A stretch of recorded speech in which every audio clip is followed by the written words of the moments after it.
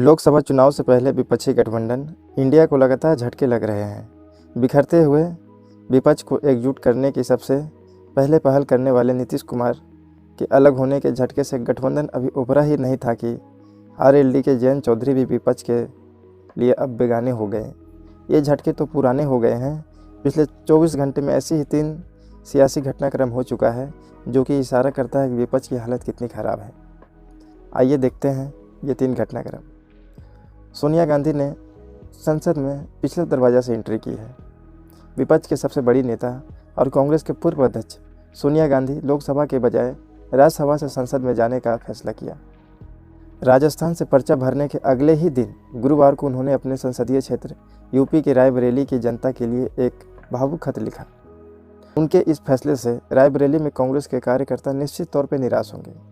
इसीलिए सोनिया गांधी ने खत में उन्हें यह समझाने की कोशिश की है कि स्वस्थ कारणों से वो लोकसभा चुनाव न लड़ने में असमर्थ है।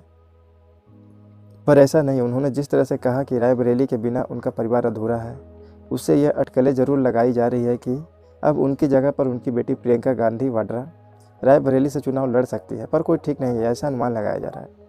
सोनिया गांधी का रायबरेली से हटना सियासी लिहाज से देश के सबसे बड़े सूबे में कांग्रेस के लिए एक बड़ा झटका है, क्योंकि पूरे राज्य में लोकसभा का यही तो एक सीट था जो कांग्रेस के खाते में थी।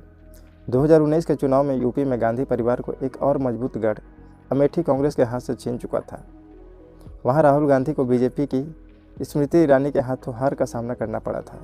यही वजह है कि सोनिया गांधी के राज्यसभा जाने पर बीजेपी कह रही है कि उनको भी रायबरेली में 2019 के अमेठी दोहराए जाने का डर था, यानी हारने का डर था। हालांकि अगर प्रियंका गांधी वाड्रा रायबरेली के लोकसभा से चुनाव लड़ती है तो वहाँ निराशा कांग्रेस कार्यकर्ताओं में एक नया जोश आ सकता है। अब बात करते हैं, क्या नेशनल कॉन्फ्रेंस भी कांग्रेस को छोड़ेगी? ऐसा इसलिए कर रहे हैं क्योंकि गुरुवार को इसी घटनाक्रम में विपक्षी गठबंधन को और खासकर कांग्रेस को चिंता बढ़ाने वाला रहा, क्योंकि नेशनल कॉन्फ्रेंस के प्रमुख फारूक अब्दुल्ला ने यह कहकर चौंका दिया कि उनकी पार्टी लोकसभा का चुनाव अकेले लड़ेगी और उन्हें बीजेपी की अगुवाई वाले एनडीए से भी कोई परहेज नहीं है। हालांकि उनके इस बयान के बाद उनके बेटे अमर अब्दुल्ला ने सफाई दी कि नेशनल कॉन्फ्रेंस विपक्षी गठबंधन इंडिया का हिस्सा बनी हुई है। उन्होंने यह भी कहा कि कांग्रेस के साथ सीटों का तालमेल को लेकर बातचीत अभी चल रही है। नेशनल कॉन्फ्रेंस जम्मू कश्मीर और लद्दाख के 6 लोकसभा सीटों में से 3 सीटों पर लड़ना चाहती है। वह चाहती है कि कांग्रेस सिर्फ जम्मू रीजन की सीटों पर ही लड़े, लेकिन ग्रैंड ओल्ड पार्टी जम्मू के साथ साथ कश्मीर में भी एक सीट या फिर लद्दाख से भी चुनाव लड़नी चाहती है। वैसे भी विपक्षी गठबंधन अब तक कागजों पर ही दिख रहा है। उधर बात करते हैं तो पश्चिम बंगाल में ममता बनर्जी की टीएमसी ने कांग्रेस समेत बाकी पार्टियों को एक भी सीट नहीं देने का ऐलान कर रखा है। इस तरह आम आदमी पार्टी ने भी पंजाब में सभी 13 सीटों पर लड़ने का एक तरफा ऐलान कर दिया है।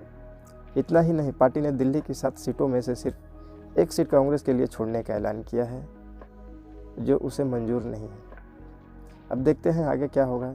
जैसे ही कोई अपडेट आती है आपको हम बताएंगे। तब तक के लिए नमस्कार।